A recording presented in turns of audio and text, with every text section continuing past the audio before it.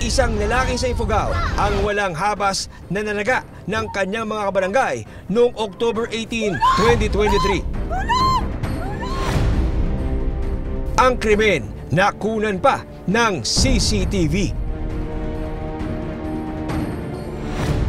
Makikita na tinataga ng suspect na si alias Philip ang isa pang lalaki habang pilit na nanlalaban.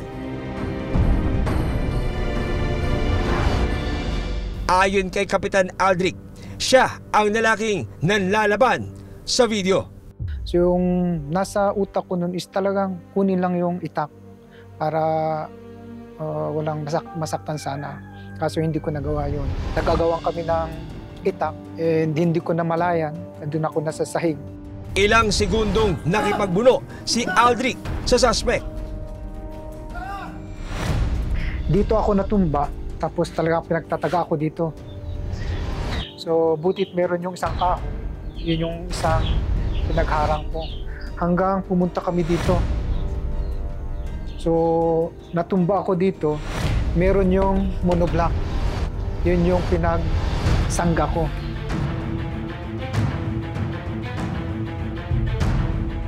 Nang makatakas, agad humingi ng tulong ang kapitan ng barangay sa mga otoridad. Samantala, hindi pa roon natapos ang pag-aamok ng suspect. Dumiretso ang suspect sa eskwelahan. Noong mga oras na yon, patungo na ang mga pulis sa naturang barangay para rumisponde.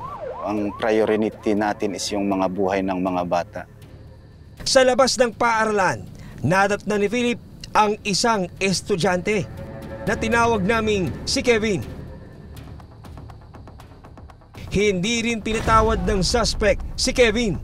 Walang awa niya itong tinaga sa mukha. Matapos nito, nakita ni Philip ang isang babae. Nang akma niya itong tatagain, dito na dumating ang isang pulis. Tatagain na naman po ulit sana yung ginang. Binaril po ng kasama natin sa paa. Pero parang hindi ininda ng suspect ng yung tama niya sa paa. Itutuloy pa rin sana niyang tatagain yung ginang. Kaya binaril ulit po yung kasama sa paa. Yun na po, natumba na po yung suspect natin. Yung first aid na ginagawa sa kanya, nagko-comply naman po siya hanggang sa madala sa barangay clinic. Yan po. Pero yung dugo po ata, talagang malakas yung kanang dugo sa paa niya.